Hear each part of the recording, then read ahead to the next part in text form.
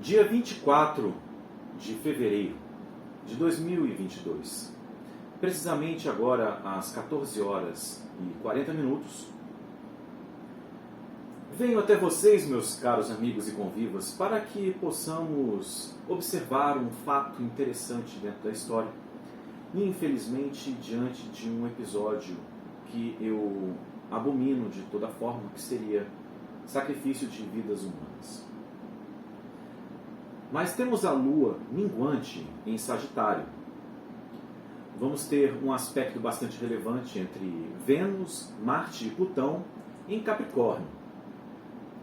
E Urano está em Touro. Então esse é o panorama geral de hoje. Mas lembro a vocês de que venho sempre batendo naquela tecla de falar sobre os ciclos planetários. E não obstante também, devemos observar o mapa astrológico de cada nação para tecermos um comentário astrológico mais preciso.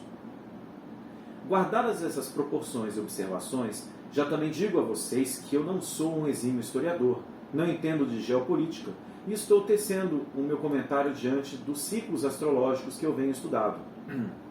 Como vocês sabem e acompanham o canal Astrologia, tenho feito uma série de vídeos para falar sobre o Brasil e independência. Desde 7 de setembro de 1822, venho analisando os ciclos de Saturno no mapa do Brasil. E claro que observo também os planetas, e eles se estendem a uma análise global.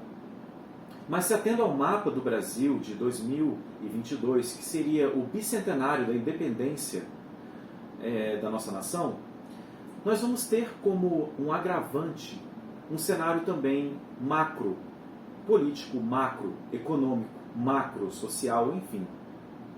E diante disso, temos como observar o que ocorre astrologicamente nesse conflito que acontece na Rússia atualmente.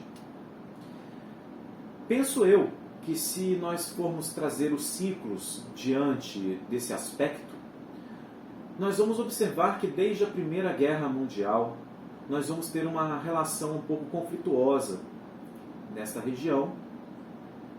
E se nós observarmos também os trânsitos planetários, vamos ter Urano, Netuno e Plutão sempre em alguma relação bastante conflituosa também, desafiadora na astrologia.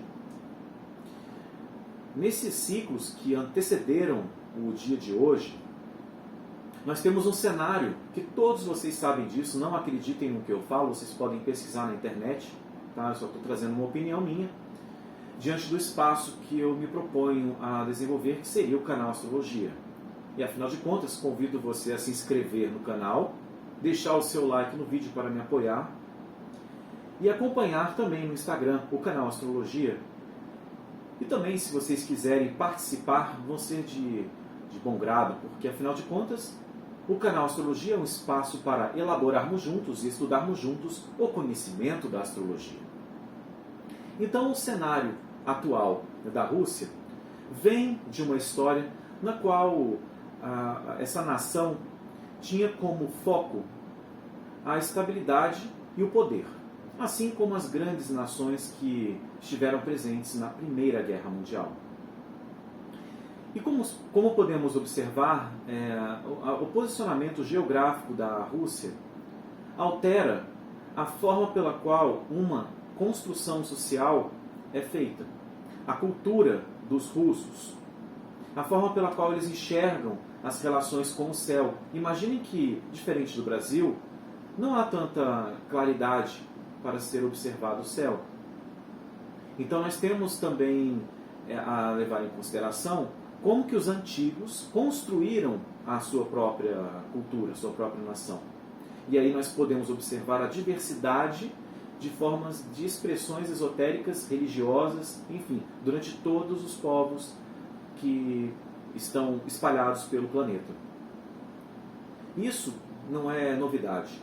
né? Então, dentro desse aspecto, é bastante relevante que observemos isso. Então, nós temos uma nação que está ali sem acesso a uma navegação, né? Para quem estuda magia, sabe que o primeiro elemento da magia é o ar. E o ar tem a ver com a intenção, com o pensamento, com as ideias. Em segundo ponto, do ar, varia de uma estrutura ou outra mágica, mas penso que a melhor estrutura para explicar isso seria o fogo, pois o ar alimenta o fogo. E o fogo acende aquela chama de transformação, de queremos buscar algo que está além de nós. Esse fogo interno, essa forma de transformar o nosso mundo, transformar o nosso meio, transformar a nossa residência, a nossa casa, a nossa forma de pescar, de caçar, de se alimentar, é a transformação. O fogo representa esse movimento. Alimentado pelo ar, que é o primeiro elemento. Depois nós vamos ter a água, onde vamos nos deparar com a profundidade, com a relação do objeto criado, transformado. E por fim a terra, onde nós vamos concretizar nossa intenção, nossa vontade, e tudo aquilo que foi elucubrado, pensado, idealizado, intencionado nos elementos anteriores. E olhando para o mundo real como ele é, há o comportamento da vida biológica diante disso. Então, nas navegações, por exemplo, é importante que tenha a água presente dentro da sua forma de expressão, tanto literária, né? Afinal de contas, para navegar precisa de água, né? É a coisa que a Rússia não tem, nunca teve. E também a jornada do indivíduo é baseado na navegação, na busca pela terra. E tem vários programas, várias informações que vão falar sobre essa jornada. Então eu quero trazer isso para que vocês desconstruam hoje o que vocês acham que é certo ou que é errado de uma nação estar fazendo Y ou X. Mas nós temos algumas premissas que temos que respeitar, como por exemplo a vida humana. E a história que nós passamos nos demonstra, nos mostra que por conta de intenções de uma nação, nós tivemos grandes atrocidades, grandes alterações na vida biológica aqui no nosso planeta. E à luz da astrologia, que é justamente o intuito do canal Astrologia, é a gente tentar trazer algo que possa balizar, explicar, ilustrar o momento atual. Então acho importante a gente olhar para esse passado, sim, relacionar esse passado com os 4 elementos, que é o elemento que nós temos como a astrologia enxerga a vida material. Diferente também de outras estruturas, como por exemplo a medicina tradicional chinesa, que tem 5 elementos, mas esses 5 elementos não estão falando das navegações, não estão falando das guerras, não, está falando mais do indivíduo, da composição do indivíduo. E na astrologia também existe uma correlação com eles. Assim como também na química oculta. Assim como também existe no sistema religioso. Então nós temos que olhar para isso e não descredibilizar as diferenças, e sim buscar entender por que existe a diferença. Então essa relação que eu estou fazendo entre os 4 elementos e os ciclos, e como que se constrói uma nação, uma cultura, nós vamos olhar para esse prisma também para os americanos, né, que nós temos aí do século XVI para cá, uma construção de uma nação, a América de forma geral, né, o seu desenvolvimento dentro de um mundo mais técnico, o seu desenvolvimento acontece do século XVI para cá, né, século XV, XVI. Então, nesse movimento que eu estou propondo a vocês estudarem, a gente tem que olhar para a Rússia com outros olhos, porque, afinal de contas, nós temos uma nação que é muito forte, muito rica. Geograficamente está pessimamente posicionada, porém, bem posicionada em termos de riqueza. Porque a Rússia ela está separada do resto do mundo, no grande continente, no coração do grande continente. Ela está separada pelas cadeias montanhosas que faz fronteira ao sul, com a China, com a Índia não faz, né? Com a China e com todo o Oriente Médio, né? A gente pode observar, e essas fronteiras foram se transformando ao longo da história, com os pactos, com invasões, e aquele local sempre esteve muita guerra. E a guerra, ela simboliza os interesses, simboliza o ar, a intenção, né? Simboliza a ideia de se ter algo, de se concretizar, que o final se materializa pela terra, né? Então, todo esse ciclo, diante dos povos, nós vamos observar os comportamentos resultantes dos desejos, dos intentos que cada povo tem. Então, como eu falei em vídeos anteriores, nós temos os desenhos rupestres, por exemplo, para manifestar os intentos diante de uma certa ação, uma técnica e tudo mais. E isso foi se desenvolvendo na sociedade. E a sociedade, como um núcleo, também tem seus intentos em conquistar, em se expandir, em se fortalecer. E tudo isso dentro de um sistema mágico, digamos assim, de transformar o mundo, que essa palavra eu acho bastante interessante, porque é o ato de transformar pela intenção. A astrologia, ela fica no pano de fundo para algumas nações. Então, sim, nós tivemos astrólogos russos, tivemos astrólogos que tiveram próximos ao rei da França, tivemos astrólogos para o rei de Portugal. A astrologia sempre esteve presente como um balizador, como um momento de planejamento estratégico, de datas de invasões, datas de guerras, né, intenções macros e micros. Dentro das lavouras, dentro da caça, enfim, a astrologia ela vem balizando de uma forma velada ou não, dependendo da sua época, toda a construção do nosso saber e da nossa humanidade. E olhando para o aspecto que nós estamos vivendo hoje, nós temos a visão estratégica do que o ciclo está nos apresentando. Então, eu gostaria de convidar vocês para pensar um pouco acerca disso. Nós temos uma nação que está em pleno choque de desenvolvimento econômico, vindo de uma guerra fria, né, na década de 80 e 90, remanescente da Segunda Guerra Mundial, na qual todo ciclo também tem sua ação e reação. E como nós pudemos ver na história, a ação, né, de vários pactos federativos, vários pactos internacionais, a própria criação da OTAN, enfim, tudo isso compõe ações que foram mitigando o desenvolvimento estratégico e do poder dessa nação. Então, em um momento, há uma reação, e nós hoje estamos passando por isso. E a astrologia nos diz o que sobre isso? Eu fiz uma grande introdução para que vocês pudessem entender que eu não entendo muito de história mundial, não entendo muito da estrutura pela qual está sendo desenvolvida para fazer um vídeo e falar sobre. Mas, diante da astrologia, o ciclo nos mostra que o coletivo que é representado pelo Plutão no mapa mundial, o coletivo que é representado pelo planeta Netuno e Urano, que são os três transpessoais, que representam os três movimentos do coletivo, eles de alguma forma estão passando por um ciclo de soluções, resoluções e acomodações. Plutão, nesse momento, está sendo pressionado no próprio arquétipo de Capricórnio, que vai falar sobre terra, sobre riqueza, sobre estrutura. E a Vênus vai falar sobre a melhor forma possível daquilo. Nem sempre a melhor forma possível para um é a melhor forma possível para o outro, né? É uma questão muito relativa. Acontece que Marte e Plutão são planetas que estão ligados à ação. Plutão, a transformação do nosso meio. E o Marte, a conquista, a ação. E a Vênus, dessa forma, dessa beleza, dessa estrutura harmônica, digamos assim. Então, para eles, isso representa a Vênus. Essa conquista representa a Vênus. Representa o ouro, representa a materialidade, representa o ouro que eu digo não é o mineral, tá? O ouro que eu digo é no ouro do conhecimento em ter acesso.